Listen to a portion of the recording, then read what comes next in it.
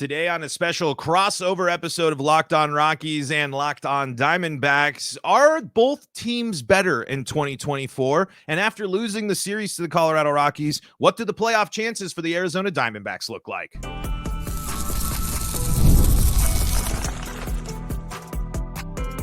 You are Locked On Rockies, your daily Colorado Rockies podcast, part of the Locked On Podcast Network, your team every day. Rock On Rockies fans and Diamondbacks fans, welcome into a special crossover episode of Locked On Rockies and Locked On Diamondbacks. We were just saying it's been far too long. Millard Thomas back on the show. Good to talk to you again, Millard. How are you? Doing good. Saw a tough series that we'll get into, but outside of that, doing pretty good right now. Feel a little bit better about how that the final game went in that series. That's kind of a little bit more of what we've been used to this series, this season between these two teams. We're going to dive into that, and of course, got to look to the playoffs because at least Millard gets to still hope for some playoffs and still got a good shot at the playoffs, while us Rockies fans have to take our October baseball in September any way we can get it. Before we dive into all the fun today, just want to let you know that today's episode is brought to you by FanDuel.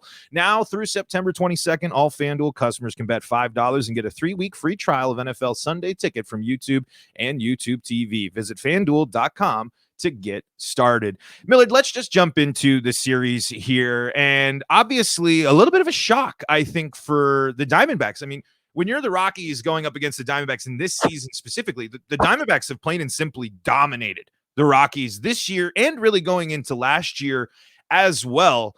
What went wrong in the first two games? Was it just cold offense and then not being able to capitalize in that first game there when the Diamondbacks were in control? Yeah, I just think we're seeing a little bit of the Dbacks hitting the wall right now. They were really peaking post All-Star break, July, August, early September. But now the last couple of weeks, it feels like they're hitting a little bit of a wall. They struggled against the Brewers. They struggled against the Astros. And I thought maybe this series could have been a little bit of a reset, Paul. As you mentioned, the D-backs were doing a good job of beating up on the Rockies for most of this season, but not this series. The D-backs offense really didn't step up those first two games, in the pitching as well. Guys like Kevin Ginkel, guys like Ryan Thompson, the bullpen have been struggling. So kudos to the Rockies who, even the final 2 weeks of the season, still playing spoiler to an NL West opponent here. Yeah, the Rockies, the series before this, basically put the kibosh on the Cubs' playoff hopes in this series. They played a solid series against the Brewers.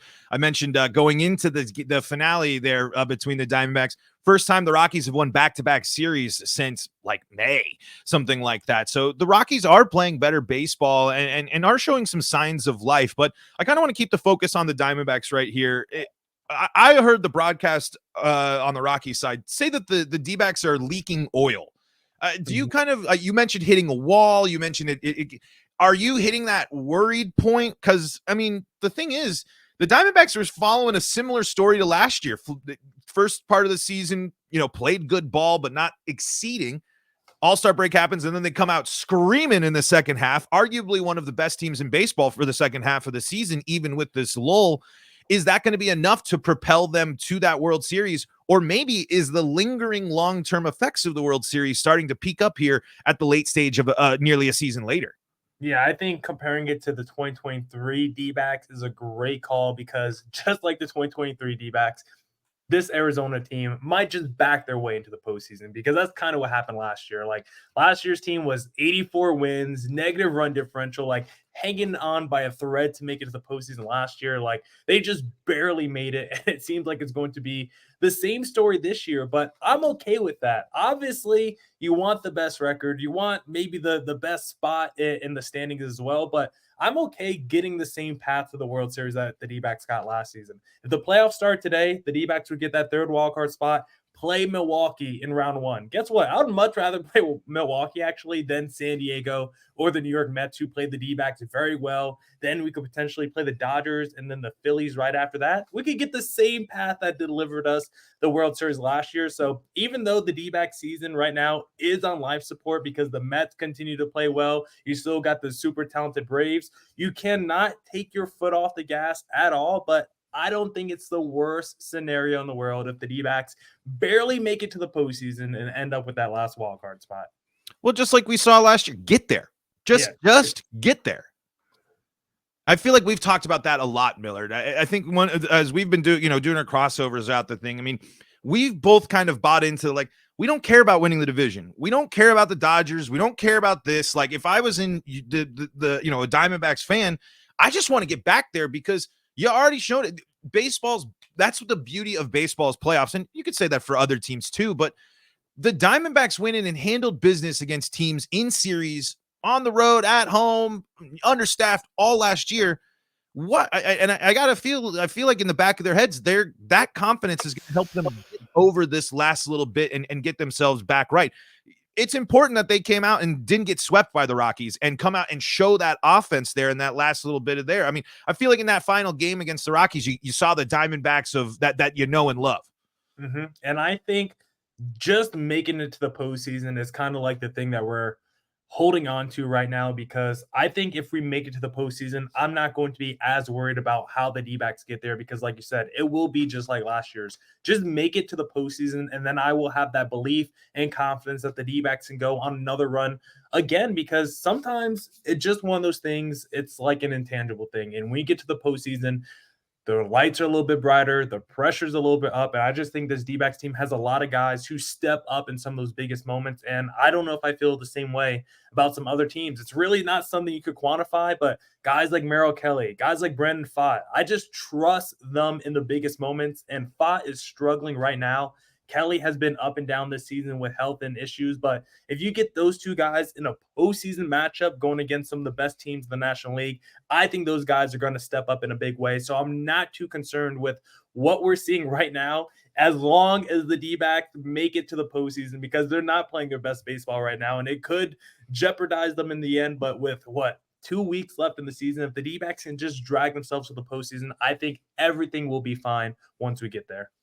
And the D-backs, like you mentioned, you can't take your foot off the gas. There's no opportunity to do so. I mean, San Francisco, I think, has that ship has sailed when it comes to the playoffs for the Giants this year. But the final three series for the D-backs, Milwaukee, San Francisco, and San Diego.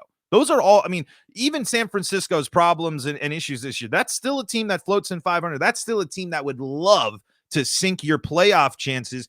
Is that experience last year and just the way this year has gone, do you think that's actually a benefit for this? It's got to have matured this Diamondbacks team. Carroll has to seem like a more mature vet. Obviously, a big game in the finale against the Rockies, 2 home runs there going after Austin Gomber. That sense of maturity, kind of that buzzword, do you think that's going to be something that might help the Diamondbacks through this stretch? I think it will, because now this D-backs team, they know what their ceiling is. They know they can match up with any team in the National League and beat them. They did it head-to-head in the postseason. So in terms of like a fear factor, like the D-backs should have none of that. They should not be afraid of any of these teams. And yes, they might struggle down the stretch here, but I believe with what they went through last season, the perseverance is still barely make it through their regular season 2023, and then go on that gauntlet of going into LA, going into Philadelphia, going to those raucous environments and taking down those teams. I think the D-backs can lean on that experience through some of these struggles right now, and hopefully pushes them enough to the edge to get them to the finish line of a postseason, because right now I think every D-backs fan is just begging for the regular season to end. It's one of those things where your heart is dropping every time you look at the standings, but just like the San Diego Padres, if they mess up a game or two here going into the last weekend, there could be a scenario where the Padres might only have like a 1.5 lead for that top wildcard spot, and a sweep by the D-backs could potentially knock out the Padres from the postseason altogether. So every team that NL wildcard race cannot take their foot off their gas in the final 2 weeks of the season, which should be a very fun time, which we don't always get to see in Major League Baseball. Yeah, absolutely. I mean, I think the NL West, so many people just chalk it up to the Dodgers division, and they just forget that there's a lot of good baseball being played in this division. You might be able to point to other divisions, but if you just look at the NL West right now, Dodgers are 89-62, pretty far off from that over 100 wins that we were hearing about from the beginning. I believe you actually called that under at the beginning there, Millard. You weren't buying any, and you weren't buying into the Dodgers. You are the certified Dodgers hater of our NL West broadcasts, and I love that. Someone just got to bring them down. Everyone just so high on them always. Look at us get all these superstars. But guess what? You got to play the games on paper. And I think that's what Dodgers fans forget sometimes. Yeah, they love to. That's certainly the case. San Diego 86 and 66, Arizona 84 and 68, and then San Francisco at 73 and 78, and the Rockies at 59 and 94. So definitely still some, a fall off there. But you're talking 2 wild card spots could easily come from the NL West, and it just highlights how good this division is. Let's talk a little bit about what's different about these teams in 2024. What we've learned about both the Rockies and the Diamondbacks in 2024. Coming up in segment number 2 of today's episode of Locked On Rockies and Locked On Diamondbacks. Before we get to that, though, folks, got to let you know about those that help make these shows possible, and that includes Arena Club. If you love collecting cards, if you are into all the rage of collecting and seeing and breaking open some packs, peeling some packs, well, you are going to want to check out Arena Club. For most of us that like collecting cards, the idea of spending $2,000 or more on a rookie card just isn't in the cards. I love collecting, but that's some serious money to drop. Thanks to slab packs from arenaclub.com, now it's possible to score gem mints for a fraction of their retail price. Every card that's listed was hit from last week's Arena Club sales. A slab pack drop. Arena Club is the only repack that provides real value, a complete view of all possible cards, and clear hit rates for each one.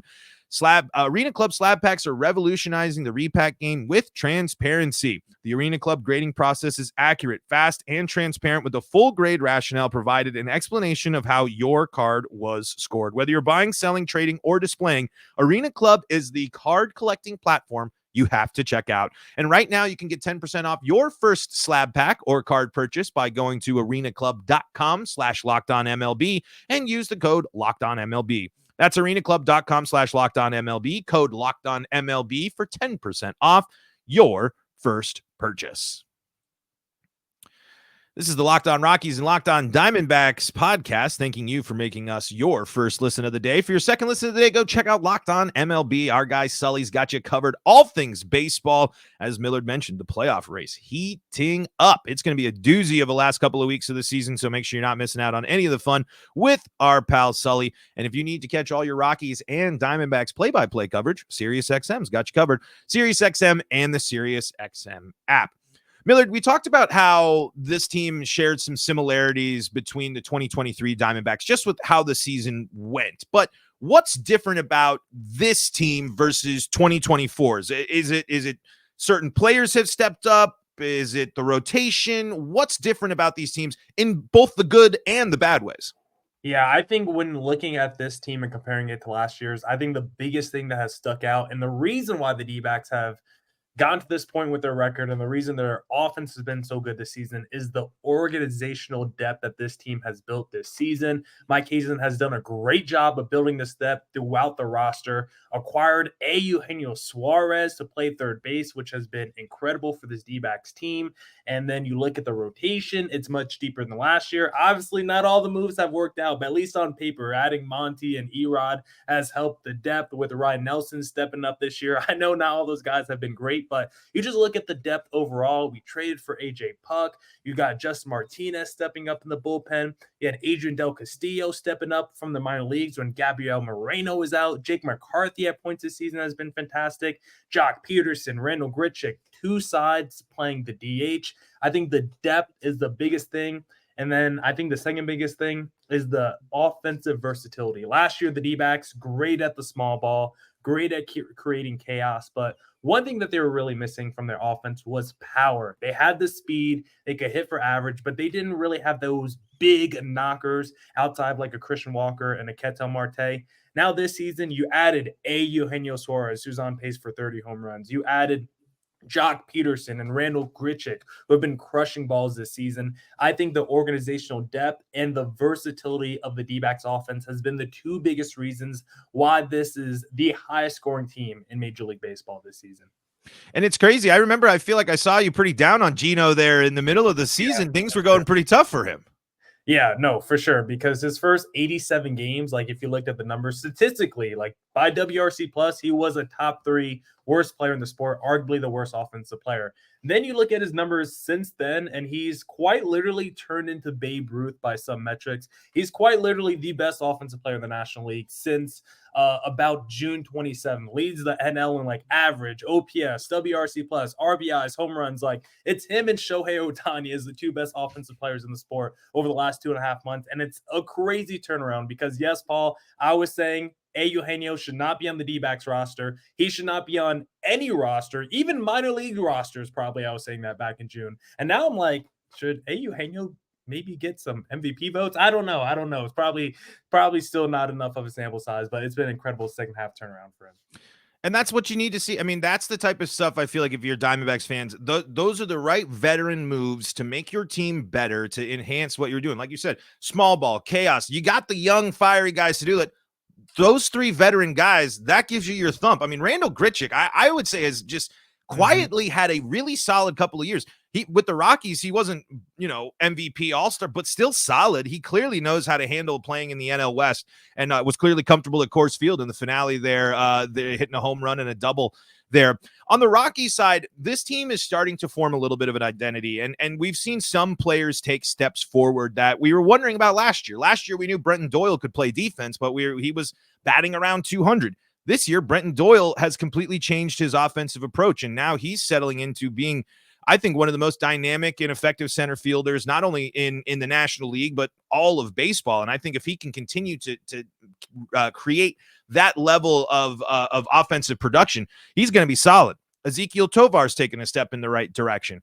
The biggest issue with the Rockies here is the starting rotation is still such a mystery. So many injuries derailed the Rockies going into this. And then you were thinking, oh, well, we'll get German Marquez back. Comes back and then goes down again with another injury right after coming back. Senzatella pitched on Monday, but that's the first time he's pitched in nearly 2 seasons after his stuff. And Kyle Freeland's been up and down.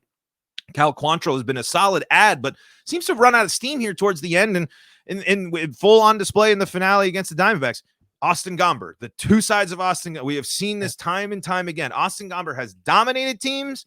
Austin Gomber has given up 6 runs in the first 2 innings off of home runs. Nobody has given up more home runs than Austin Gomber. So while we're seeing some development from young guys for the Rockies on the offense and defensive side, the starting pitching is still a huge question mark for this team. But the bullpen now with new young names, I'm sure you're watching this series and you're like, who the heck are these guys? I've never heard of any of these names, because I think the last time the Rockies played the Diamondbacks, I don't know if a single member of this young Rockies bullpen was pitching against them way back in, what feels like it had to have been June or something like that between these 2 teams matching up.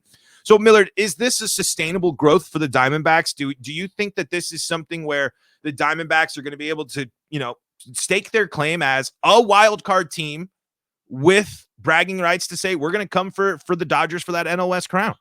I think the D-backs are definitely trying to. I mean, the way they poured money and resources into the team this past offseason, the fact that they've locked up so many of their young players with the Corbin Carrolls and the Ketel Martes already, it feels like they're trying to build something sustainable here. And they still have guys in their minor leagues who are ready to come up over the next couple of years. Still have Jordan Lawler on the horizon and maybe a Drew Jones down the road, that guys you could still talk yourself into of being franchise cornerstone pieces that have yet to arrive on the major league level. And the fact that we saw the D-backs, go out there and pay Erod a 4-year contract and even sign a Jordan Montgomery when it was like, do we even need a Monty at this point? Like, that might be an abundance of riches. So I feel like the D-backs, with how they've approached the team in the offseason, how they've approached the team in the regular season, where they haven't been afraid to move off dead weight with the Mad Bums, the Nick Ahmeds the last couple of years. Like, this D-backs team has put together a quality core, and they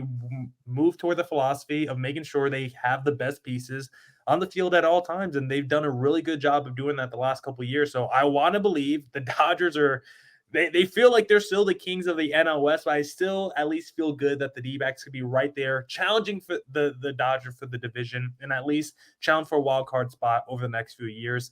But I did want to ask you, Paul, because you just mentioned it.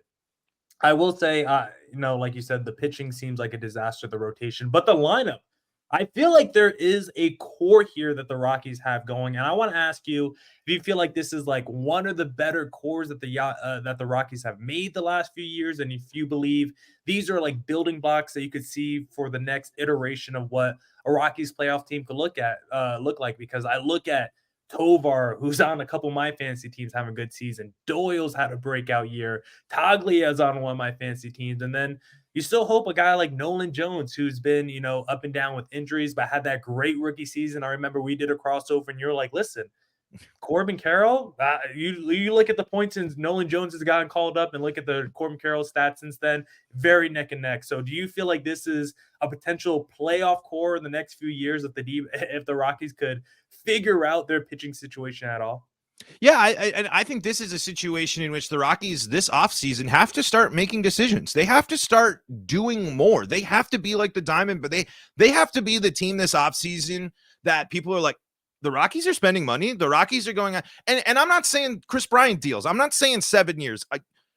I think the Rockies need to embrace that Montgomery model. Let's get a pitcher who needs to maybe, it's not, let's just sign him for a year, see what happens. Because what's the worst that can happen if he moves on, or you move him at the deadline if things aren't going well, and you can do that. I think the Rockies have hit on a couple of pieces. I think Ezequiel Tovar's legit, Brenton Doyle's legit. And now that we've seen Michael Toglia, since being called up, he has now, I think, started the most consecutive games at first base since Todd Helton. And that's just what the Rockies need to do. This guy hits tanks. And I know people downgrade for first base defense, which I'm starting to have more beef with. Good first base defense is a game changer. It totally can rob runs. It can totally change things. And Toglia has made some huge, great plays. So I do think there are pieces that are starting to form with this Rockies team that really build the confidence, but you need to add to this rotation. You can't fully depend on just these young, exciting young guys to build this bullpen, because we know what can happen with relievers in baseball. Every reliever feels like they're different every season. The Rockies have a prime example in Justin Lawrence on their team right now, who has had a forgettable 2024 this year after being a solid option and being looked at as the closer for this team. So yes, there are pieces here, but the Rockies still got Jake Cave a ton of playing time this year. Yeah. The Rockies, the Rockies didn't, I know the trade market fizzled up, but they held two veteran catchers on their roster for a while here before making the call-ups to letting a Hunter Goodman and a Drew Romo start taking those reps with Jacob Stallings. There is something here, and this is, I feel better as a Rockies fan when it comes to identity in September of this season, probably than I have in the last 2 or 3 seasons. There is an identity forming here with the Rockies, but I think there could be a lot of change. I don't necessarily, Bud Black just got the most wins in Rockies history, but I'm not necessarily certain that he's going to return as the manager next year. I just don't know if you can completely count on running some of the same things back. But in a way, that's a good thing. This young Rockies core needs some kind of new ideas, some new energy, I think, to help take them to that next level. But I don't think they're positioning themselves to a miraculous turnaround playoffs next year. But the Rockies got some studs. And you mentioned fantasy baseball. The Rockies are not to be forgotten when it comes to fantasy baseball when you're looking here. And because my biggest question, I think, it's not one of my biggest questions. It's one of them, I should say. What do the Rockies do with Brendan Rodgers this offseason? Do the Rockies fully commit? He's arbitration. The contract's going up. Are you going to try? He starts seasons off historically slow. So are you going to try to risk that with spring training and a slow start up to the trade deadline? Or maybe make a move and go to your other young guy that got a cup of coffee there? So there are pieces forming a core for the Rockies, but I still think that they got some time to go. But I'm really encouraged. I'm really encouraged by year 2 for a lot of young guys, Nolan Jones with the exception, but injuries will get in the way of that. So I like the philosophy, though, of just signing the Monties and the Blake Snells, the guys who are really good, who just wait the whole offseason because maybe they're a Scott Boras client or whatever. Just sign all those guys to those 2-year overpays with the year 3 or the year 2 opt-outs where they're just going to leave after 1 year or 2 years. Get a good season out of them. See if it can raise the ceiling of the Rockies team, and maybe you get lucky and you're like, oh, all these 1-year wonders actually led us to the postseason, and then you become a more respectable franchise after that, and then you could sign more players in the future. So I actually think that'd be a super smart philosophy, by the way. It just adds an incentive. Hey, you have to pitch in Colorado, yes, but you're going to make some money. You can, and say you have a great season as a Rockies pitcher. That's a win. You just went and if you help the Rockies succeed, maybe you don't re-sign, but you at least were like, hey, I just pitched in Colorado for a year, and I, look at my Coors Field ERA, look at my road ERA, look at what I was able to do. I think that's something that can help some of these pitchers. I think creativity and finding and looking at the Diamondbacks and looking at these other teams that do things a little bit differently and are finding success are what the Rockies are long overdue for. All right, Millard, let's take a quick break and let's put a bow on this thing by just looking ahead to the final things of the season, what we're looking for, and see if the rivalry has been reignited between these two teams. Spoiler alert, no, it hasn't. But we'll dive into all of that and more coming up here on the other side of this break.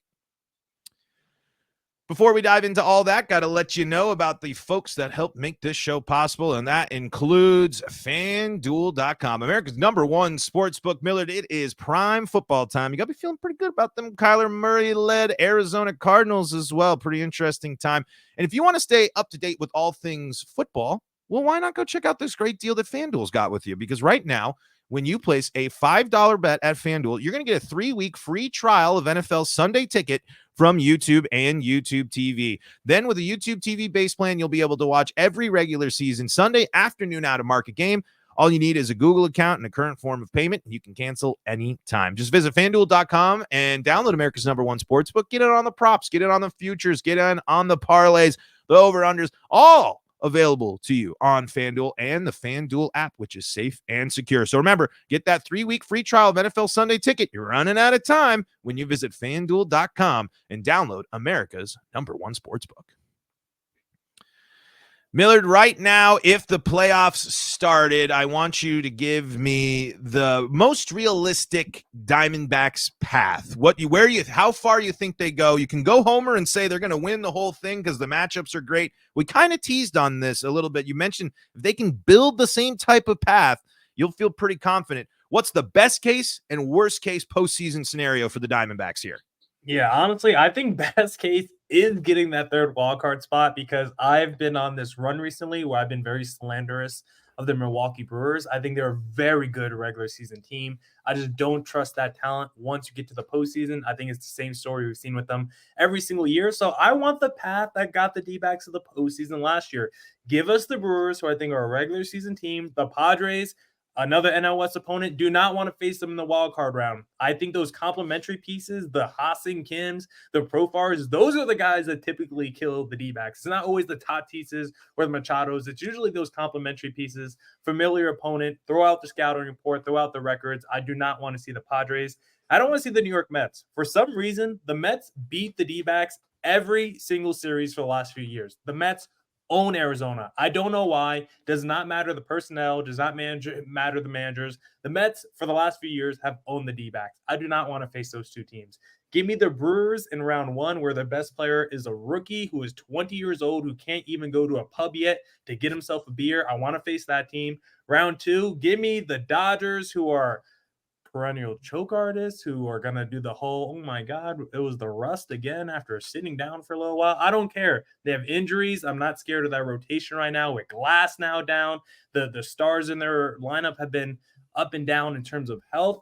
Ohtani, Mookie, Freddie, still scary, but I still want to face the Dodgers because I would love to take them out the postseason once again. And then give me the Philadelphia Phillies. I actually don't want to face the Phillies. They're scary. It's the worst ballpark to play at home, but it would also be the most fun matchup. And I'm here for the fun, Paul. I want to see the most enticing matchup. I want to see the one that would be most exciting, and that would be a rematch of D-backs versus Phillies. So give me the same path that the D-backs got last year, minus a rematch of the World Series because the Texas Rangers won't be in the postseason. Give me a rematch of the 0-1 World Series, D-backs over Yankees in 2024.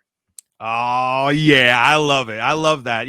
Hey, I love that. When we talk, man, it's just refreshing because you just got your outlook of just get there. Because if you're good enough to get there, you're good enough to go on a run. You're good enough to play hopefully you're playing your best version of ball down the line here. And as for the Rockies, when it comes to closing up the season, Rockies are just, it's small things, but this is the best stretch of baseball the Rockies have played in a long time, especially in this season. They've been a better team in the second half of the season. Still, you're going to look at that record. You're going to look at the statistical finales and stuff, and you're like, ugh.